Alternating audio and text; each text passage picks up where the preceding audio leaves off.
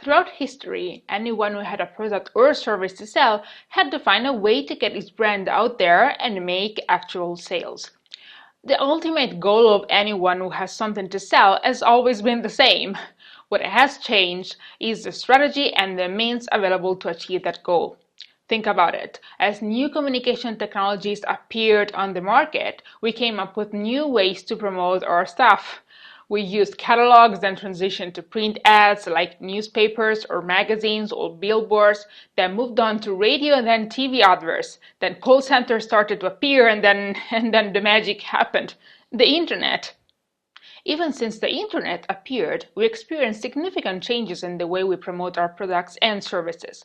We went from static websites to the so-called Web 2.0, and we saw the appearance of things like inbound marketing, mobile marketing, video marketing, content marketing, and social media marketing. But one thing has always been constant, that is, in fact, always marketing. This is why in this section we are going to explore the fundamentals of marketing. But first, let's take a look at how the so-called traditional marketing differs from digital marketing. While traditional marketing is a one-way communication, digital marketing is an actual conversation with your target customers. Just think about it as a customer. If you open a newspaper or a magazine and see an advert that you don't like at all, there's nothing you can do about it.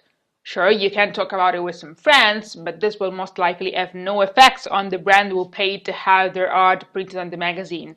And, most importantly, no other reader will know that you don't like the ad.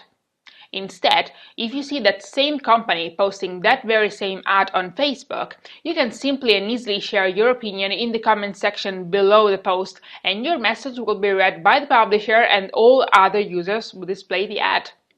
For a company, this means that an online advertising campaign needs constant attention and monitoring, and also a policy that dictates how comments like yours should be moderated.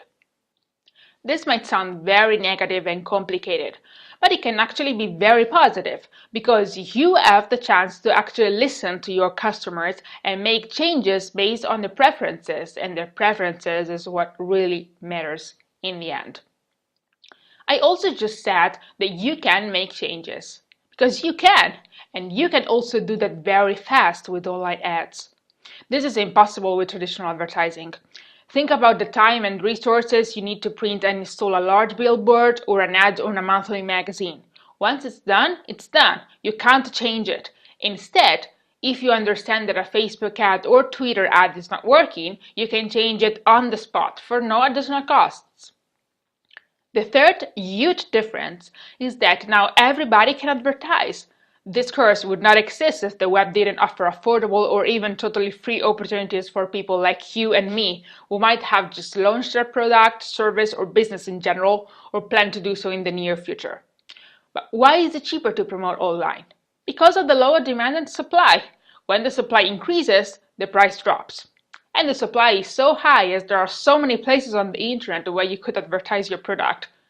Not only advertising online is cheaper than traditional advertising, but it's also smarter, because you can be very, very specific in defining your audience. But we'll discuss this aspect more in depth when we talk about Facebook advertising, as I think this is currently the best option in terms of strategic targeting.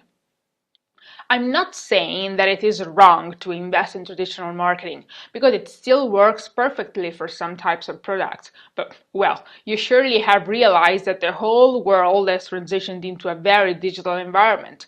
Magazines are going digital, we perform many of our daily tasks online, such as banking online or reading books on our e-readers. We are in the so-called digital age, and it definitely makes sense to invest in a digital campaign. If you can afford a traditional campaign, the two types of marketing can coexist, but I would not recommend to go exclusively for the traditional approach.